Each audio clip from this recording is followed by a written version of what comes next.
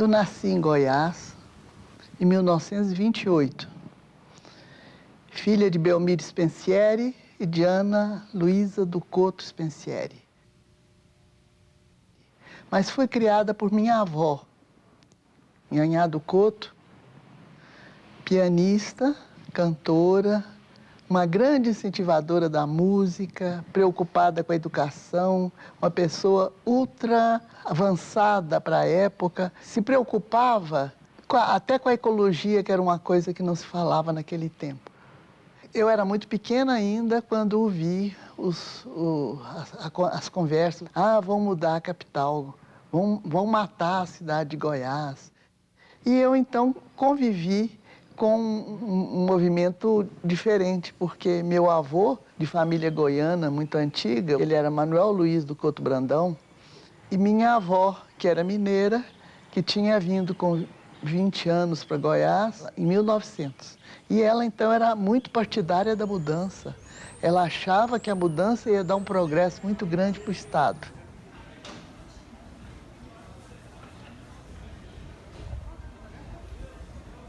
Muito bonita, muito bonita. Vamos ver o que a Cristina vai escolher. Aí eu falei, você. Aí, Cristina, deixa eu ver. A meta da avó dela é que ela fosse para o Rio estudar e viesse e criasse um conservatório de música em Goiânia. Você lembra disso? Lembro. A mãe dela, a dona Diana, estava grávida e adoeceu, ficou muito frágil e tal. Entregou a menina para Belquis. Quando ela nasceu, ela foi para a casa da avó. Aí a avó da Nhanhá ficou criando ela. E foi uma sorte, Belquis, que a Nhanhá dedicou inteiramente a ela. A vida dela foi pela Belquis, né? Foi. Na casa só se fazia música o dia inteiro. Minha avó tocava, cantava, tinha uma voz muito bonita. E eu, crescendo ali, fui tirando de ouvido no piano os exercícios dos outros alunos. Quando minha avó percebeu, eu já tocava muita coisa. Aí ela viu que eu tinha talento, resolveu então que eu ia estudar o piano. No princípio do ano de 40, eu vim dar um concerto aqui em Goiânia. Eu tinha 12 anos de idade, então minha avó fez um programa bem variado, onde eu cantei, toquei, declamei. E no fim do recital, Joaquim Edson, que já tinha uma orquestra aqui, foi pioneiro no ensino da música em Goiás, fez uma apresentação da orquestra, eu sendo a solista no piano, e deu a regência para minha avó.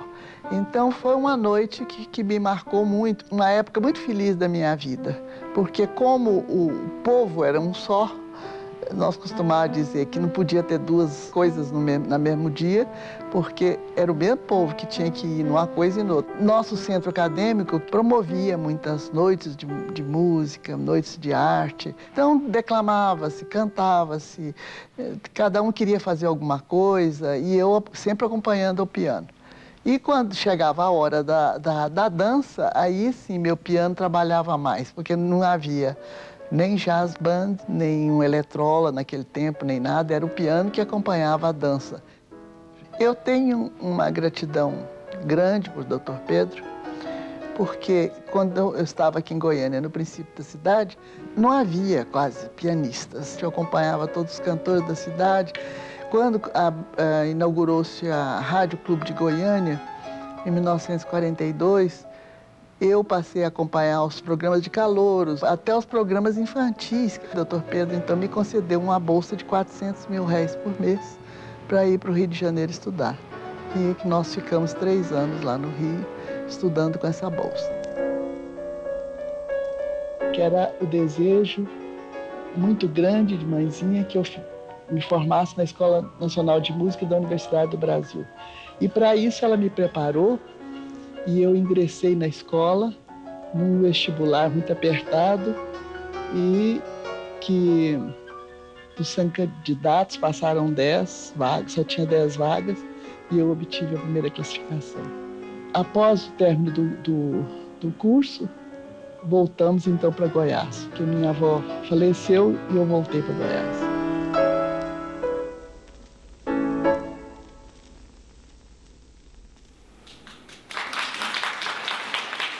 Nós tínhamos vontade de formar uma orquestra, mas nós não tínhamos alunos homens, então tivemos que trabalhar com as meninas.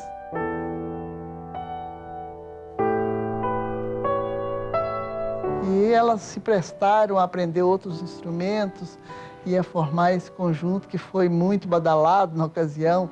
Até a revista Cruzeiro fez uma reportagem chamando a atenção pelas 52 belas moças que tocavam cá no interior do Brasil. Formamos, então, o Conservatório Goiano de Música, com as professoras Maria Lucy Veiga Teixeira, professora Dalva Maria Pires Machado Bragança, professora Maria Luísa Póvoa da Cruz, professor Jean François Dulier e eu.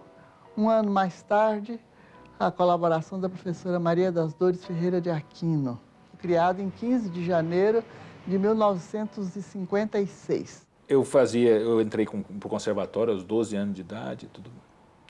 Mas com um contato mesmo direto com ela foi dos 16 para os 17 anos, foi quando eu, de repente, sem nunca ter feito nada sério mesmo no piano, porque eu não sabia nem ler música direito, foi quando eu inventei de fazer um concurso nacional. Aí ela aconselhou a tentar fazer a primeira prova do concurso. Foi aí que surgiu o contato mesmo com ela foi a primeira professora que tocou para mim. Nenhuma professora até aí sentou ao piano e tocou a música que eu iria tocar ou não. E com isso, parece que foi assim...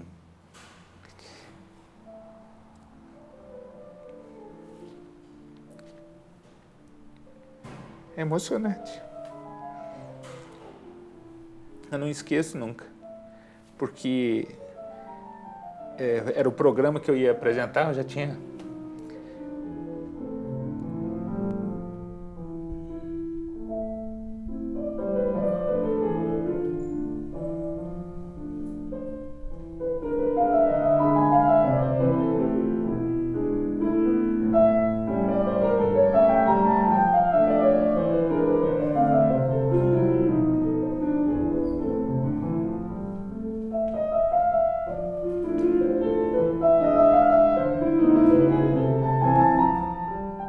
Nesses recitais, né, que eu me apresentei na escola, a dona Belkis estava presente e falou, eu quero dar aula para a Érica. A dona Belkis, para mim, ela foi não só a grande mestre, né, ela foi também, assim, minha inspiração, meu exemplo, né, ela foi uma pessoa que me orientou muito, né, em todos os momentos da minha vida, porque eu comecei a estudar com ela, eu tinha apenas 11 anos. É uma empreendedora, vamos dizer assim. Eu acho que tem muito a ver com a influência do que ela viveu em Goiás com a Nhanhá do Couto, porque esse exemplo que ela recebeu de berço, para a época, inclusive, é até mais avançado ainda, porque a Nhanhá do Couto produziu em Goiás na época, né? Então, eu acho que foi um legado. Ela tinha uma austeridade também, ela era muito fina, muito educada, mas ela não deixava que não acontecesse.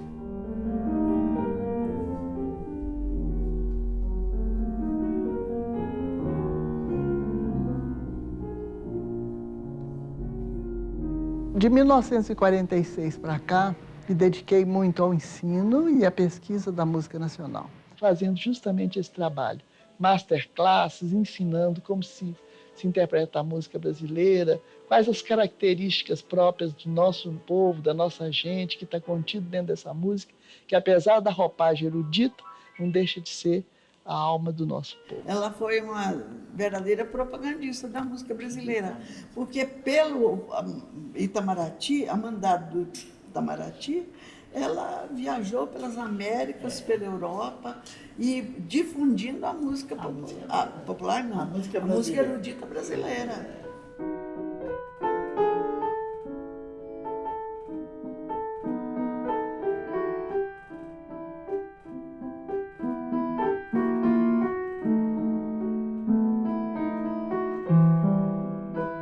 Eu era criança, eu ficava brincando, né? Aí depois que a minha mãe morreu, eu já estava estudando. Aí eu fiquei com ela, ajudando a arrumar tudo. fui secretária dela mesmo. Aprendi a mexer nas músicas, separar as músicas, aprendi tudo. Porque na época tinha o conservatório da Rua 20, né? Então acho que eu fui criada mais lá no conservatório na Rua 20 do que aqui dentro de casa.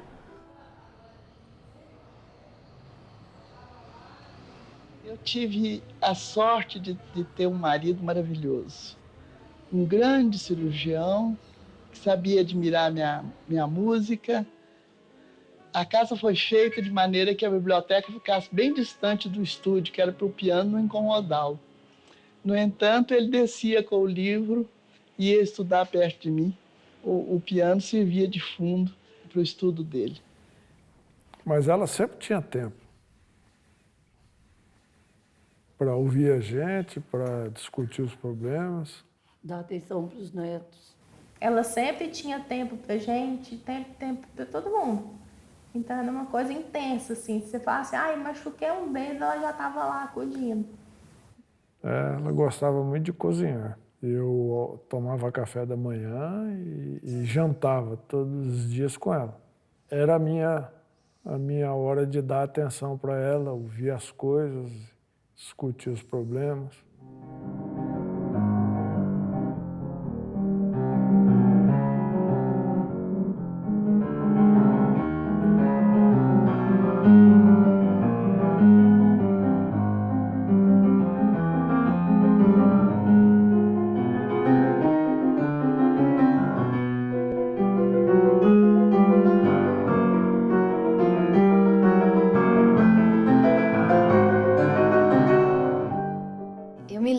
Que a Dona Belkis, ela lançou uma vez um disco, foi até lá no Palácio das Esmeraldas. Eu era muito criança, então foi quando foi meu primeiro contato com o Camargo Guarnieri. Mas, algum tempo depois, a Dona Belkis estudou comigo, né? Ela me preparou, nós preparamos o último caderno de ponteios do Guarnieri. Ele fez 50 ponteios. E o último caderno nós fizemos inteiro, né? Para justamente eu ter essa oportunidade de mostrar para ele, né? Esse trabalho. Ele ficava assim, nossa, que lindo, não, tá ótimo, tá, né? Eu recebi os elogios com ele, porque realmente é como se ele estivesse me dando aulas, né?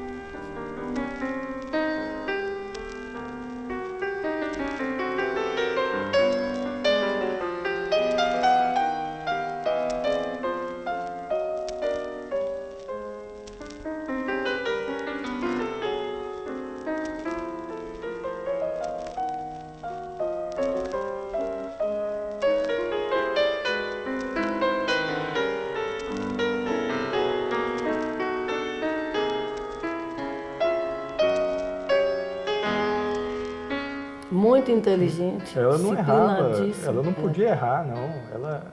Ela era muito disciplinada. E Ela jamais ia perfeccionista tocar alguma também. coisa que ela pudesse errar. Quando ela ia tocar, ela estava 100% preparada. Podia ter qualquer barulho em volta do piano. Se ela estivesse tocando, ela estava 100% concentrada.